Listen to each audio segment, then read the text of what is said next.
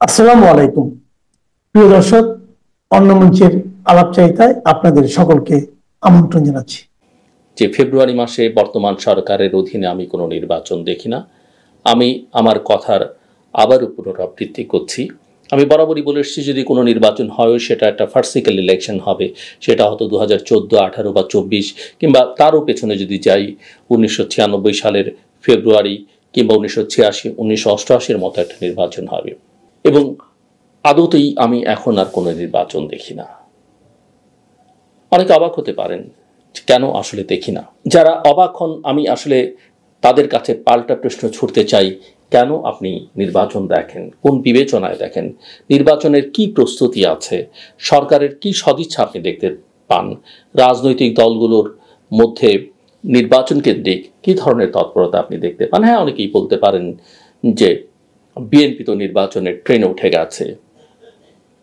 আমি বরাবর বলে এসেছি যে নির্বাচনটা আসলে অনেক আগেই হয়ে যাওয়া উচিত ছিল, কারণ গত 14 মাসের দেশের অর্থনীতি, রাজনীতি যেভাবে ক্ষতিগ্রস্ত হয়েছে, নিরাপত্তা যেভাবে সংকটের মুখে পড়েছে, এই নির্বাচন অনেক আগেই হয়ে যেতে পারত। এবং আমি একথাও বলেছি যে ডিসেম্বরের মধ্যে আসলে নির্বাচনটা হওয়া উচিত ছিল। এবং বিএনপির আসলে এখান থেকে ফেরা উচিত হয়নি, মানে এখান থেকে শিফট করা উচিত হয়নি। যে কারণেই লন্ডনে যখন প্রধান উপদেষ্টার সঙ্গে বিএনপির ভারপ্রাপ্ত চেয়ারম্যানের, তখনই আমি বলেছিলাম যে বিএনপি ট্র্যাপড এবং তারেক রহমান ভালনারেবল। আমার ভিডিও বা ব্লগের শিরোনাম এটা ছিল, আপনাদের স্মরণ থাকবার কথা। আজকেই আপনারা দেখেছেন যে সামাজিক যোগাযোগ মাধ্যমে বিএনপির ভারপ্রাপ্ত চেয়ারম্যান একটা স্ট্যাটাস দিয়েছেন, তার মায়ের জন্য দোয়া, তার মায়ের জন্য যারা চিকিৎসক সহ অন্যদেরকে ধন্যবাদ, কৃতজ্ঞতা, প্রধান উপদেষ্টাকে ধন্যবাদ, এগুলো আছে। কিন্তু ওই বিবৃতির শেষ প্যারাটি অত্যন্ত গুরুত্বপূর্ণ। অনেক দিন ধরেই এই প্রশ্ন, এই আলোচনা আমরা শুনছি, তিনি আসবেন, তার দলের নেতারা বলছেন বিশেষ সময় বেঁধে দিচ্ছেন, বিশেষ দিনের কথা তারা বলছেন, কিন্তু মিস্টার রহমান দেশে ফিরছেন না। কিন্তু আজকে প্রথমবারের মতো তিনি পরিষ্কার করলেন তার এই ফেসবুক স্ট্যাটাস দিয়ে যে তিনি কেন আসছেন না। তার মূল বক্তব্য হচ্ছে যে তার বাংলাদেশে ফেরাটা তার নিজের ইচ্ছার উপর নির্ভর করে না, এমন কিছু বিষয় আছে যেটা অন্যের দ্বারা নিয়ন্ত্রিত।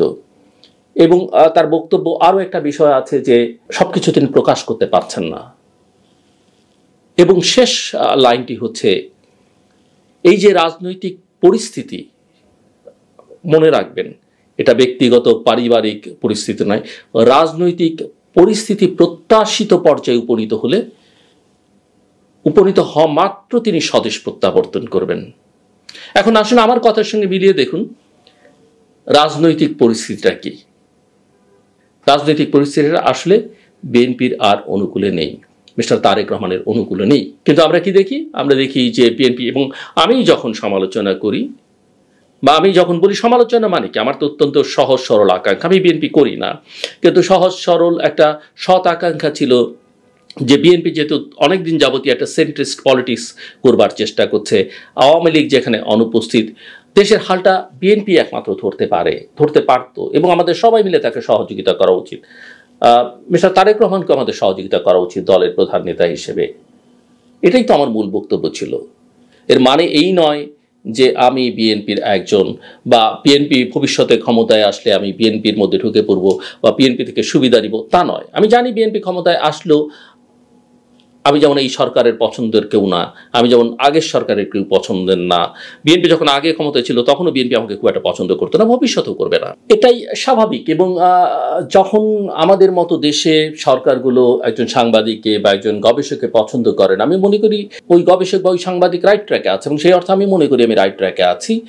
এবং সরকারের দালাল টালাল হলে তো আমার এতদিনে জেলে থাকবার কথা, বা আমাকে দোসর দালাল বলার কথা, যদিও এখন আমাকে অনেকে বলে বিগত সরকারের দালাল দোসর বলে, যারা বলে তারা আমার ধারে কাছেও সাফার করেছে কিনা সন্দেহ। এবং এই দেশের দালাল, ওই দেশের দালাল, এর এজেন্ট, ওর এজেন্ট, এগুলো কিছু লোক থাকবেই, তারা বলবেই, সেটা আমার বিষয় নয়। কিন্তু আমার প্রশ্ন হলো যে এই যে পরিস্থিতিটা তৈরি হলো, আপনারা হয়তো একদিন আগে দেখেছেন পিনাকি ভট্টাচার্য, অত্যন্ত ইনফ্লুয়েন্সিয়াল ইউটিউবার, তার একটা ব্লগের আমি থাম্বনেল দেখলাম যে তিনি বলছেন যে তারেক রহমান ফাঁকা মাঠেও গোল করতে পারলেন না। আমি ওনার ভিডিওর কন্টেন্ট পক্ষে বিপক্ষে কোনো কথার মধ্যে না যাই, বরং আমি বলি যে এই শিরোনামটা মোটামুটিভাবে একার্থে ঠিক, কিন্তু আমি একটু তার সঙ্গে অ্যাড করতে চাই, ফাঁকা মাঠে না, আসলে মাঠটা যদি ভরাও থাকতো, তীব্র প্রতিদ্বন্দ্বিতাপূর্ণ যে প্রতিযোগী বা প্রতিদ্বন্দ্বীদের আমরা এতদিন বিএনপির দেখেছি, তারাও যদি মাঠে থাকতো, তাহলেও বিএনপি ভালোভাবে গোল করে সবকিছু নিজের নিয়ন্ত্রণে নিতে পারত। এটা আসলে ওই মাঠ ফাঁকা আর মাঠ ভরার ইস্যু না, বিএনপির যে শক্তি সামর্থ্য, তার যে সমর্থক গোষ্ঠী এবং তার বাইরে যে পরিস্থিতি, ইতিবাচক যে অনুকূল একটা পরিস্থিতি তৈরি হয়েছিল দেশের সমস্ত কিছু তার নিয়ন্ত্রণ করবার। অফকোর্স আমি চাঁদাবাজির কথা বলবো না, অফকোর্স আমি প্রশাসনে আধিপত্য বজায়ের কথা বলছি না, রাজনৈতিকভাবে নির্বাচন, মানুষের সমর্থন, এমনকি ওই যে পতিতরা বা অন্যান্যরা তাদেরও, এমনকি এই যে ফ্লোটিং ভোটার্স কিংবা তরুণ যে জনশক্তি, এর সমস্ত সমর্থনটা বিএনপি পেতে পারত, কিন্তু বিএনপি আসলে সেটাকে ক্যাশ করতে পারলো না। ওই যে বলে না, সময়ের 1 ফুর অসময়ের 10 ফুর, সময়টা বিএনপি আমি অনেকবার মনে হয়েছে আমার কাছে, যেটা আমি বহুবার বলেছি, একটা ট্রমাটাইজড পলিটিক্যাল পার্টিতে পরিণত হয়েছে। বেগম জিয়া অসুস্থ মূল নেত্রী, আরেক মূল এবং গুরুত্বপূর্ণ এই মুহূর্তে নেতা তিনি দেশের বাইরে। এর বাইরে যে নেতৃত্ব, আমি সবাইকে বলছি না, উইথ ডিউ রেসপেক্ট, আমার কাছে মনে হয়েছে যে অফকোর্স বিএনপির, আমি যারা মন দিয়ে বিএনপিকে ভালোবাসেন কর্মীদের কথা বলছি না, তারা আসলে রাজনীতিটা করছেন না। রাজনীতিটা থাকলে পরিস্থিতিটা আজকে বিএনপি ক্ষমতায় থাকতো, নিরঙ্কুশ একটা সংখ্যাগরিষ্ঠতা নিয়ে ভালোভাবে দেশ শাসন করতে পারতো, সবকিছু বিএনপি নিয়ন্ত্রণে থাকতো। কিন্তু আমার কাছে মনে হয়েছে যে কিছু ছোটখাটো ব্যতিক্রম বাদ দিয়ে বিএনপির একটা নেতৃত্বের বড় অংশই আসলে বিএনপিকে তারা দেখছেন একটা ডিম পাড়া হাঁস হিসেবে, এবং ডিমটাকে তারা নিচ্ছেন, নিজেদের ভবিষ্যৎ আখের গোছাবার চেষ্টা করছেন, কিন্তু হাঁসটাকে যে বাঁচিয়ে রাখতে হবে সেই চিন্তাটা তাদের মধ্যে নেই।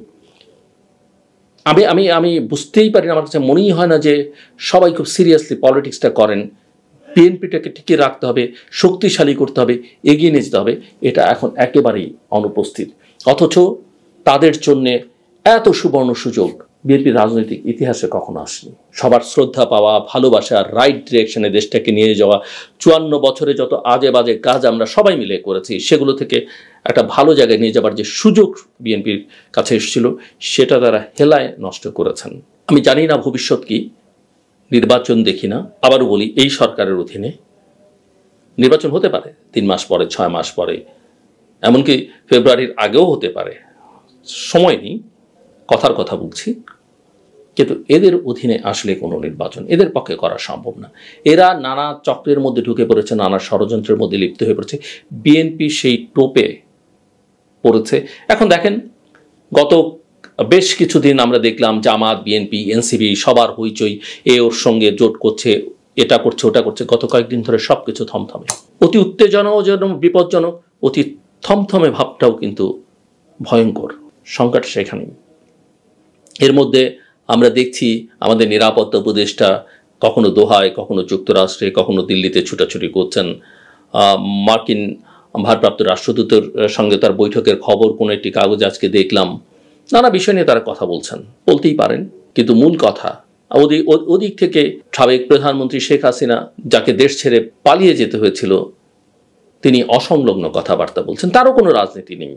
এই রাজনীতিটা আসলে গত 14-15 বছর তিনি করেননি। তিনি আমলা, পুলিশ, অন্যান্যদের উপরে নির্ভর করেছেন, নির্ভর করে দলটাকে শেষ করেছেন, দেশটাকে তো একেবারেই শেষ করেছেন। কিন্তু দলটাকে, এই যে তাদের লক্ষ লক্ষ নেতা কর্মীর জন্য একটা নিরাপদ জীবন তৈরি করার, এখান থেকে একটা শিক্ষা নিয়ে দলটাকে আবার পুনরুজ্জীবনের যে একটা চেষ্টা করা উচিত, সুস্থ ধারার একটা রাজনীতি মাপটাপ চেয়ে করা উচিত, বা কাউকে সামনে ঠেলে, সেটা তিনি করছেন না। ক্রমাগত তিনি অসংলগ্ন কথাবার্তা বলে যাচ্ছেন, এবং আমি মনে করি তার নেতা কর্মীদের, দলটাকে আরো বেশি ঝুঁকির মধ্যে তিনি ফেলে দিচ্ছেন। সব মিলিয়ে আমি মনে করি, এবং দেশের অর্থ আমি মনে করি যে রাজনীতি আদালত দিয়ে যেটা শেখ হাসিনা করেছেন, কিংবা এক্সিকিউটিভ অর্ডারে নিষিদ্ধ করা যায় না। রাজনীতি নিষিদ্ধ করা বা কাউকে রাজনীতি করতে দেয়া, তার জন্য পথ অবারিত করে দেয়া সেটা জনগণের কাজ, এবং জনগণকে সেই সুযোগটা করে দেয়াই হচ্ছে সরকারের কাজ। সেটা বাংলাদেশে অনুপস্থিত। তো আমার কাছে মূল কথা হচ্ছে যে আগামী কয়েকদিন, কয়েক সপ্তাহ বাংলাদেশের জন্য তো বটেই, এমনকি দক্ষিণ এশিয়ার জন্য অত্যন্ত ঘটনাবহুল হয়ে উঠতে পারে, এবং সেই ঘটনাবহুল পরিস্থিতির মধ্যে বাংলাদেশ কোথায় গিয়ে দাঁড়াবে আমরা কেউই জানি না। কিন্তু এখানে যদি একটা জনগণের সরকার থাকতো, নির্বাচিত সরকার থাকতো, এখানে যদি একটা সঠিক রাজনীতি থাকতো, পরিস্থিতিটা অন্যরকম হতে পারত। তারপরও প্রত্যাশী আমরা হয়তো ধ্বংসস্তূপের মধ্য দিয়ে মানুষ ঘুরে দাঁড়ায়, একটা দেশ ঘুরে দাঁড়ায়, একটা খারাপ পরিস্থিতির মধ্যে একটা ইতিবাচক ধারা তৈরি হয়, সেটার জন্য আমাদের আসলে অপেক্ষা করতে হবে। বিএনপি কথায় আবার ফেরত আসি, ওই যে অনেক সময় আমরা বলি যে ঘুমিয়ে স্বপ্ন দেখা আর জেগে স্বপ্ন দেখার মধ্যে পার্থক্য। স্বপ্ন দেখতে হয় জেগে, ঘুমিয়ে আপনি স্বপ্ন দেখতে পারেন, সেই স্বপ্ন আপনি নিয়ন্ত্রণ করতে পারবেন, কিন্তু জেগে থেকে যে স্বপ্ন মানুষ দেখে সেই স্বপ্ন তার নিয়ন্ত্রণ করবার সক্ষমতা থাকে।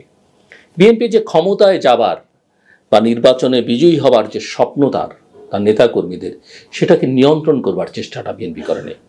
শুধু স্বপ্ন দেখলে হয় না, জেগে থেকে সেই স্বপ্নকে বাস্তবায়ন করবার জন্য শ্রম দিতে হয়, কাজ করতে হয়, চিন্তা করতে হয়, সেটাই অনুপস্থিত দেখেছি আমি।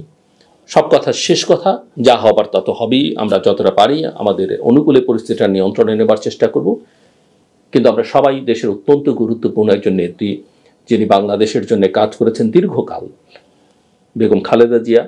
আসুন সবাই মিলে আমরা দল মত নির্বিশেষে সবাই মিলে তার জন্য দোয়া করি, তার আরোগ্য কামনা করি, তিনি সুস্থ হয়ে উঠুন। হয়তো তিনি আগের মতো আর রাজনীতিতে অ্যাক্টিভ হতে পারবেন না, কিন্তু আমাদের পরিবারের অভিভাবক, আমাদের বাবা মারাও যখন অসুস্থ হয়ে যান এবং মৃত্যু সজ্জায় থাকেন, কোনোভাবে বেঁচে থাকাটাও সন্তানদের জন্যে অনেক সময় একটা বড় শক্তি। আমি মনে করি অন্তত দেশের জন্য তিনি, অবশ্যই বিএনপির জন্য তো বটেই, দেশের জন্য তিনি একটা বড় শক্তি, এবং তিনি সুস্থ হয়ে উঠুন, এই দোয়া আমরা সবাই মিলে। বিএনপি চেয়ারপারসন ও সাবেক প্রধানমন্ত্রী বেগম খালেদা জিয়া গুরুতর অসুস্থ ও সংকটাপন্ন অবস্থায় রাজধানীর এভারকেয়ার হাসপাতালে নিবিড় পরিচর্যায় রয়েছেন। তার শারীরিক অবস্থার এতটাই অবনতি হয়েছে যে চিকিৎসকরা তাকে বিদেশে নেওয়ার অনুমতি দিতেও দ্বিধাগ্রস্ত।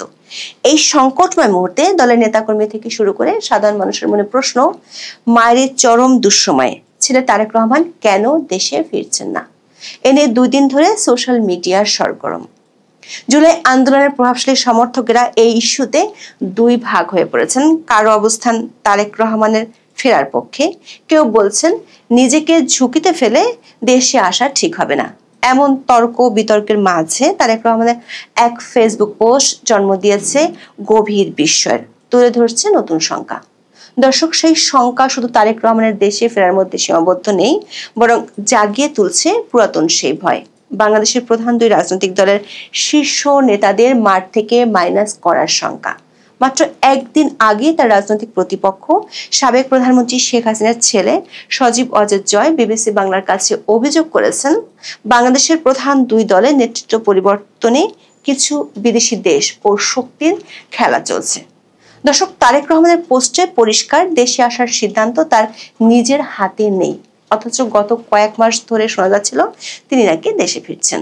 তাহলে এখন কি এমন হলো যে মায়ের স্নেহ ও স্পর্শের তীব্র আকাঙ্ক্ষা থাকা সত্ত্বেও জনাব তারেক রহমান দেশে ফেরার একক সিদ্ধান্ত নিতে পারছেন না? তারেকের ভাষায় যে সীমিত অবকাশ, যে অদৃশ্য নিষেধাজ্ঞার আড়াল, সেগুলো কি বিমর্ত কোনো শক্তির ইঙ্গিত দেয়, যে বা যারা নাড়ছে মূল কলকাঠি?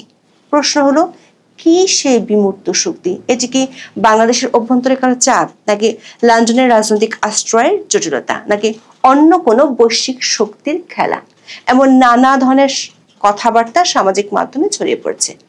আলোচনা যেটি হোক, প্রশ্ন হলো, তাহলে সামনের দিনেও তারেক রহমানকে কি ফিরতে দেওয়া হবে? বিস্তারিত জানতে চলুন যাওয়া যাক বিশ্লেষণে।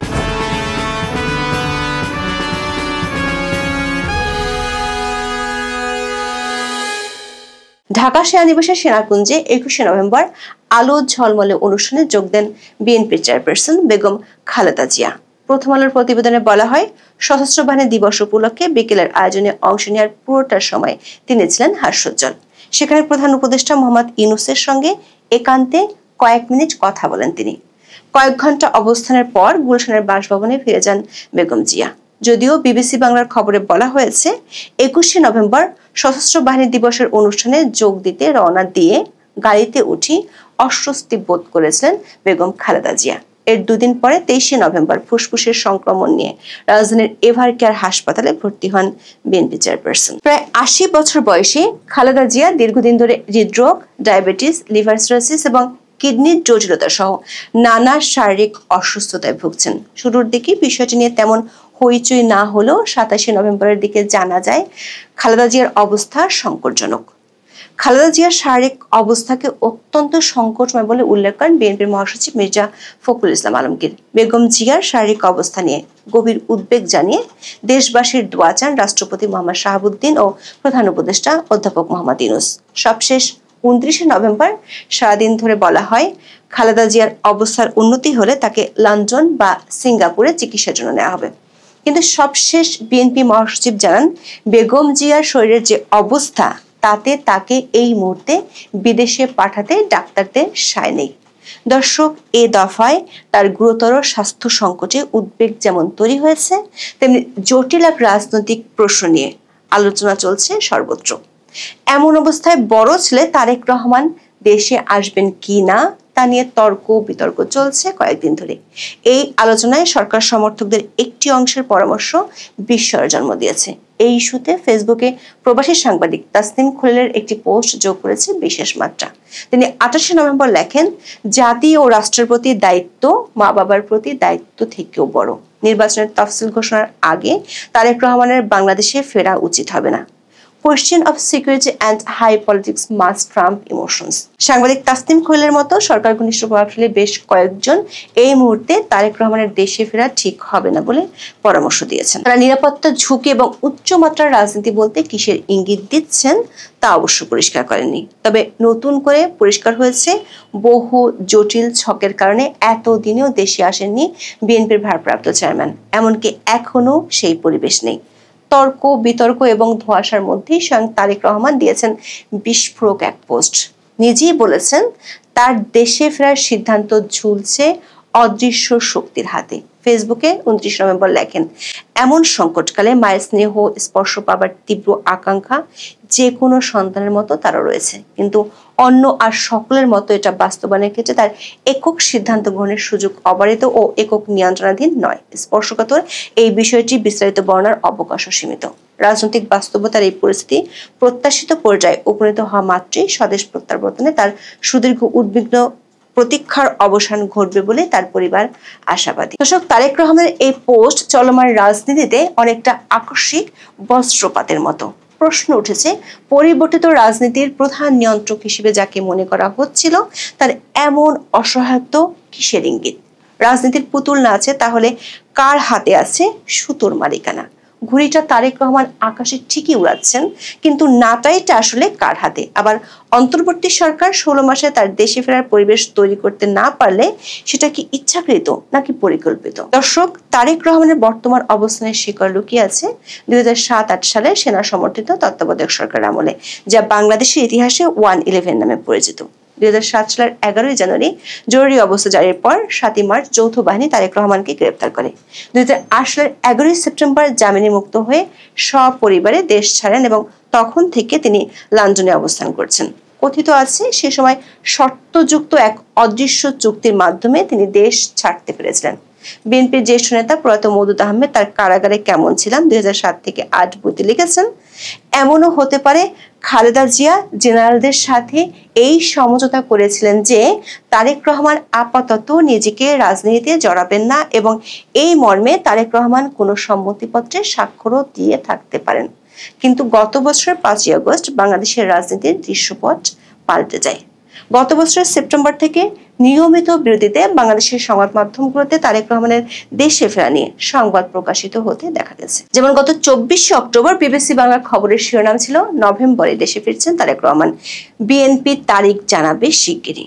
অনেক সংবাদ মাধ্যমে নিয়মিত বিরতিতে বলা হয় তারেক রহমান পরের মাসেই দেশে ফিরছেন। তার জন্য কেনা হচ্ছে বুলেট প্রুফ গাড়ি, সাজানো হচ্ছে অফিস, স্বরাষ্ট্র মন্ত্রণালয়ের কাছে জমা দেওয়া হয়েছে আগ্নেয়াস্ত্র লাইসেন্সের আবেদন। চলতি বছর 10ই আগস্ট রাজশাহী মহানগর বিএনপির দ্বিবার্ষিক সম্মেলনে ভার্চুয়ালি যুক্ত হয়ে তারেক রহমান নিজেই বলেছিলেন, ইনশাআল্লাহ অতি শিগগিরই আপনাদের সঙ্গে সামনাসামনি দেখা হবে। দর্শক, গত 1 বছরে তারেক রহমানের ফেরা নিয়ে প্রকাশিত সংবাদের মধ্যে 37টি সংবাদ আমরা বিশ্লেষণ করে দেখেছি। গত বছরের রাজনৈতিক পট পরিবর্তনের পর প্রথম দিককার খবরগুলোতে বলা হতো আইনি বাধা মানে মামলাগুলো থেকে খালাস পেলেই তিনি দেশে আসবেন। আইনি বাধা থেকে মুক্ত হয়েছেন 1 বছর হয়ে যাচ্ছে প্রায়। গত 26শে অক্টোবর বাংলাদেশের অনেক সংবাদ মাধ্যমের শিরোনাম ছিল ওমরা শেষে দেশে ফিরবেন তারেক রহমান। তবে এগুলো কোনোটি শেষ পর্যন্ত দৃশ্যমান হয়নি। এমনকি তিনি লাঞ্ছন থেকে ভোটার হওয়ার সুবিধাও গ্রহণ করেননি। সবশেষ সমকালের এক প্রতিবেদনে জানানো হয় বিএনপির ভারপ্রাপ্ত চেয়ারম্যান মধ্য ডিসেম্বরে দেশে ফিরে তারপর ভোটার হবেন। কিন্তু তারেক রহমানের ফেসবুক পোস্ট থেকে দেখা যাচ্ছে তার দেশে ফেরার পথে রয়েছে অদৃশ্য শক্তির ভয়ঙ্কর বাধা, যে কারণে তিনি মায়ের গুরুতর স্বাস্থ্য সংকটের মতো পরিস্থিতিতে লন্ডন থেকে ঢাকায় আসতে অপারগ। প্রভাবশালী সরকার সমর্থকদের কথা থেকেও পাওয়া যাচ্ছে একই ইঙ্গিত। দর্শক, গত 1 দশকে তারেক রহমানের বিদেশি অবস্থান সম্পর্কিত এবং সাম্প্রতিক সময়ে তারেকের ফিরে আসা নিয়ে বাংলাদেশের গণমাধ্যমে প্রকাশিত বেশ কিছু সংবাদ এবং দেশের রাজনৈতিক বিশ্লেষকদের সামাজিক মাধ্যমে দেয়া পোস্ট বিশ্লেষণ করে দেখেছি তারেক রহমানের দেশে ফেরার ক্ষেত্রে আসলে বাধা কি সেটি সম্পর্কে ধারণা পেতে। এসব বিশ্লেষণ থেকে কয়েকটি ধারণা পাওয়া যায়। প্রথমত, গত সরকার আমলে যে আইনি বাধা ছিল সেটি যে বর্তমান অন্তর্বর্তী সরকারের আমলে এখন আর নেই সেটি আগেই জানিয়েছিলাম। তারেক রহমানের বিরুদ্ধে 2007 সাল থেকে 84টি মামলা ছিল। এর সব কটি থেকে তিনি এখন আইনি ঝামেলা মুক্ত। দ্বিতীয় যে কারণটি বিভিন্ন সময় উঠে এসেছে সেটি হলো যুক্তরাজ্যের অভিবাসন আইন এবং তার বর্তমান আইনি স্ট্যাটাস। 2018 সালে আনুষ্ঠানিকভাবে জানা যায় তারেক রহমান যুক্তরাজ্যের রাজনৈতিক আশ্রয় বা পলিটিক্যাল অ্যাসাইলাম চেয়েছেন এবং তার বাংলাদেশি পাসপোর্ট ব্রিটিশ হোম অফিসের কাছে জমা দিয়েছেন। বিএনপির মহাসচিব মির্জা ফখরুল ইসলাম আলমগীর তখন সংবাদ সম্মেলনে বিষয়টি নিশ্চিত করেছিলেন। যুক্তরাজ্যের অভিবাসন আইন এবং 1951 সালের রিফিউজি কনভেনশনের আর্টিকেল 1C অনুযায়ী একজন শরণার্থীর মর্যাদা বাতিল বা স্থগিত হতে পারে যদি তিনি নির্দিষ্ট কিছু কাজ করেন। একে বলা হয় সেশন ক্লজ। এই ধারা অনুযায়ী যদি তারেক রহমান স্বেচ্ছায় বাংলাদেশি পাসপোর্টের জন্য আবেদন করেন বা বাংলাদেশ হাই কমিশনের সাহায্য নেন, তবে ব্রিটিশ সরকার ধরে নিতে পারে যে তিনি আর নির্যাতিত হওয়ার ভয় নেই এবং নিজ দেশে সুরক্ষা গ্রহণ করেছেন। এতে তাৎক্ষণিকভাবে তার স্ট্যাটাস বাতিল হতে পারে। যদি তিনি বাংলাদেশে ফিরে আসেন এমনকি অল্প সময়ের জন্য, তবে এটি তার দাবির অসরতা প্রমাণ করবে। কারণ যে ভয়ে তিনি আশ্রয় চেয়েছিলেন বাংলাদেশে ফিরে যাওয়া মানে সেই ভয় আর নেই। অনেকেই মনে করেন এখানেই তারেক রহমানের জন্য সৃষ্টি হয়েছে এক বিশাল আইনি প্যারাডক্স বা কূটাভাস। যদি তিনি এখন দেশে ফিরেন এবং কোনো কারণে আবার দেশ ছাড়তে বাধ্য হন, তবে তিনি আর যুক্তরাজ্যে আগের স্ট্যাটাসে ফিরে যেতে পারবেন না। সাংবাদিক তাসনিম খলিলের স্ট্যাটাসে তেমন ইঙ্গিত মেলে। তবে বাংলাদেশের বর্তমান অন্তর্বর্তী সরকারের পররাষ্ট্র উপদেষ্টা মোহাম্মদ তৌহিদ হোসেন জানিয়েছেন তারেক রহমান আবেদন করলে তাকে ট্রাভেল ডকুমেন্ট দেওয়া হবে। কিন্তু ট্রাভেল ডকুমেন্ট সাধারণত দেওয়া হয় জরুরি ভিত্তিতে একমুখী যাত্রার জন্য। আবার বিএনপির আন্তর্জাতিক সম্পর্ক বিষয়ক উপদেষ্টা হুমায়ুন কবির নিশ্চিত করেছেন তারেক রহমান যুক্তরাজ্যে বৈধ স্ট্যাটাসে বসবাস করছেন। তিনি এটাও মনে করেন তার মতো একজন গুরুত্বপূর্ণ রাজনীতিবিদ স্ট্যাটাসবিহীন থাকতে পারেন না। তাহলে বাধাটি লন্ডনে তার আইনি স্ট্যাটাস নয় বরং অন্য কিছু। অনেকে আবার তারেক রহমানের ফিরে না আসার পেছনে উইকিলিক্সের ফাঁস করা 2008 সালে একটি তার বার্তার কথা উল্লেখ করে থাকেন। ওই তার বার্তাটি পাঠিয়েছিলেন তৎকালীন বাংলাদেশে মার্কিন রাষ্ট্রদূত জেমস এফ মরিয়ার্টি, যেখানে তার উপর নিষেধাজ্ঞা আরোপের কথা বলা হয়েছিল। তবে 2014 সালে ঢাকায় নিযুক্ত যুক্তরাষ্ট্রের রাষ্ট্রদূত ড্যান ডব্লিউ মজিনা জানিয়েছিলেন এই ধরনের নিষেধাজ্ঞার খবরটি বিভ্রান্তিমূলক। দর্শক, সম্প্রতি তারেক রহমানের উপদেষ্টা সহ ঘনিষ্ঠজনদের পক্ষ থেকে বলা হচ্ছে নিরাপত্তাজনিত কারণে তারেক রহমান দেশে ফিরছেন না। গত 20 জুন বিবিসি বাংলা প্রকাশিত খবরে বলা হয় গত বছরের 5ই আগস্টের পর থেকে রাজনৈতিকভাবে সমগ্র বাংলাদেশে বিএনপির আধিপত্য দৃশ্যমান। এই অবস্থায় বাংলাদেশে আসছেন না কেন এ প্রশ্নে হুমায়ুন কবির বিবিসি বাংলাকে বলেছেন তারেক রহমানের নিরাপত্তার ইস্যুটি গুরুত্বপূর্ণ। এর জবাবে অন্তর্বর্তী সরকার পক্ষ থেকে বলা হয়েছে তারেক রহমান দেশে ফিরতে চাইলে তার নিরাপত্তার জন্য সব ধরনের ব্যবস্থা নেওয়া হবে। সবশেষ সরকার প্রেস সচিব স্ট্যাটাস দিয়ে বলেছেন, সরকারের পক্ষ থেকে তারেক রহমানের দেশে ফিরতে কোনো বাধা নেই। তবে সিনিয়র সাংবাদিক মাহবুব কামালের একটি পোস্ট বলছে ভিন্ন কথা। তিনি নিজের ফেসবুক পোস্টে লিখেছেন, তারেক রহমান বলেছেন দেশে ফেরার ব্যাপারে সিদ্ধান্ত বাস্তবায়নের বিষয়টি তার একক নিয়ন্ত্রণে নেই। তিনি কিন্তু নিরাপত্তাহীনতার কথা বলেননি। তাহলে নিয়ন্ত্রণ কার হাতে? দুটি পক্ষ হতে পারে, আমাদের সরকার অথবা ব্রিটিশ সরকার। ডক্টর ইউনূস যেহেতু বলেছিলেন তিনি বড় মাঠের খেলোয়াড়, ব্রিটিশ সরকারের পক্ষ থেকে কোনো আইনগত সমস্যা থাকলে তিনি তো সেটা সলভ করতে পারেন। অথবা যেহেতু মায়ের চরম অসুস্থতা, তারেক রহমান সব ছেড়ে ছুড়ে দিয়ে আর কখনো ব্রিটেন যাব না এই মনস্থির করে দেশে আসতে পারে। তাহলে বোঝা যাচ্ছে নিয়ন্ত্রণটা আমাদের সরকারের হাতে। জনাব মাহবুব কামাল দাবি করেছেন, এই কথাটি তিনি 5ই আগস্টের 3-4 মাস পরেই একাধিকবার টকশোতে বলেছেন। তার কিছুক্ষণ পর আরেকটি পোস্ট দিয়ে তিনি তুলে ধরেন তারেক রহমানের কন্যা জাইমা রহমানের প্রতিক্রিয়ার কথা, যেখানে জাইমা রহমান লিখেছেন, বর্তমান সরকারকে তারা এত সহজে বিশ্বাস করেন না। দর্শক, তারেক রহমান এখন যেসব বিমূর্ত বিষয়ের কথা বলছেন, বিএনপি নেতা আমির খুসরো মাহমুদ চৌধুরী গত 20 জুন বিবিসি বাংলাকে সে সম্পর্কে ধারণা দিয়েছিলেন। তিনি বলেছিলেন তারেকের ফেরা নিয়ে অনেক টেকনিক্যাল ইস্যু আছে, ওইগুলো বলা যাচ্ছে না। দর্শক, মাত্র একদিন আগে আরেক পোস্টে হাসপাতালে চিকিৎসাধীন খালেদা জিয়ার বিষয়ে ডক্টর মোহাম্মদ ইউনূসের বিবৃতির জন্য আন্তরিক ধন্যবাদ ও কৃতজ্ঞতা জানান তারেক রহমান। তবে একদিন পরে তার নতুন পোস্ট বলছে, সরকার তার দেশে ফেরার পরিস্থিতি তৈরি করতে পারেনি। কেন সেটি হয়নি তা পরিষ্কার করেননি তারেক রহমান। তবে বিষয়টি নিয়ে ছড়িয়ে পড়ছে নানা গুঞ্জন। এখন না ফিরতে পারলে ফেব্রুয়ারিতে সম্ভাব্য নির্বাচনের আগে তেমন পরিবেশ তৈরি হবে কিনা তা নিয়েও প্রশ্ন উঠেছে। প্রশ্ন হলো, ফেব্রুয়ারিতে নির্বাচন সহ নানান স্বপ্নে বিভোর বিএনপির ঘুম কি শেষ মুহূর্তে ভাঙতে চলেছে? তবে এতদিনে যতটা ক্ষতি হলো তা পুষিয়ে নেওয়ার সময় কি সামনে আর আছে? এখন এ পর্যন্ত। সবাই ভালো থাকুন, সুস্থ থাকুন, নিরাপদে থাকুন।